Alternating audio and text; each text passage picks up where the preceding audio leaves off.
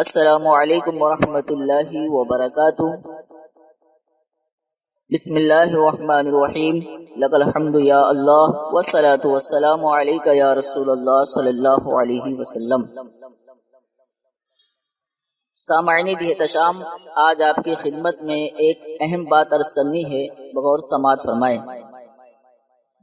دیوبندی مولوی بڑے زور و شور کے ساتھ کہتے رہتے ہیں کہ سرکار اعلیٰ حضرت رحمت اللہ علیہ نے اسماعیل دہلوی کو کافر نہیں کہا۔ اب اس پر جو ہے طرح طرح کی باتیں کرتے ہیں اور لوگوں کو گمراہ کرنے کی کوشش کرتے ہیں اس بات کے اوپر۔ اور ابھی کچھ دنوں پہلے دیوبندی مولوی ساجد خائن کذاب نے جنید جمشید کو بچانے کے لیے بیان دیا تھا۔ وہ اس وقت کی بات ہے جب جنید جمشید نے صحابہ کرام کے تعلق سے غلط بیانی سے کام لیا تھا۔ وہ خیر آپ کو یاد ہوگا، مجھے بتانے کی ضرورت نہیں ہے۔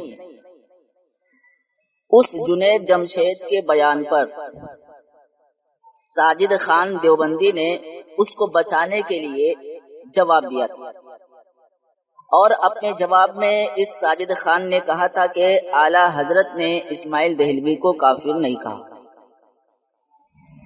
دیوبندیوں کو آج کل یہ نشہ چڑھا ہوا ہے کہ سنیوں سے کہو کہ تم اپنے فتاوی اصولوں کی روشنی میں گستاخ ہو، مناظرے کا چیلنج کرو، ہے نا۔ بڑی بڑی باتیں کرتے ہیں، انٹرنیٹ پر جو ان کے بیانات موجود ہیں، آئے دن جو ہے یہی شور شرابہ کرتے ہیں۔ اب جب کہ اس پر گفتگو ہو تو وہاں سے بھاگ جاتے ہیں۔ خیر، آج ہم ثابت کریں گے کہ دیوبندی اپنے ہی مفتی کے بقول جھوٹے ہیں۔ کیا ثابت کریں گے؟ دیوبندی اپنے ہی مفتی کے بقول جھوٹے ہیں۔ یہ میرے پاس کتاب ہے جس کا نام ہے بریلویت شکن تقریریں، اور نام لکھا ہے مفتی غلام رسول منظور قاسمی۔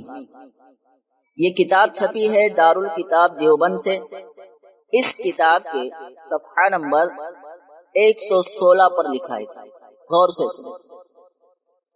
احمد رضا خان بریلوی نے ہندوستان آ کر علماء ربانیین کے خلاف ایک ہنگامہ برپا کر دیا۔ ان کے خلاف پمفلیٹ پر پمفلیٹ، پوسٹر پر پوسٹر شائع کرنے لگا، کفر کا گولہ برسانے لگا، حتیٰ کہ تکفیر کے تیروں نے علماء اسلام کے سینوں کو چھلنی کر دیا۔ اور پھر کہتا ہے علماء کی صراحتوں کے باوجود، ان کی وضاحت و بیانات کے باوجود، ان کی طرف منسوب کیے گئے غلط عقائد سے براعت کے باوجود، مولوی احمد رضا خان بریلوی نے کفر کا ایٹم بم بلکہ ہائیڈروجن پاور بم ان پر برسانا شروع کر دیا۔ شاہ اسماعیل شہید کو کافر کہا، سید احمد شہید کو کافر کہا۔ یہ تمہارا مولوی، تمہارا مفتی غلام رسول منظور قاسمی تو کہتا ہے اعلیٰ حضرت نے اسماعیل دہلوی کو کافر کہا، اور تم کہتے ہو ہمارے پاس دلیلیں۔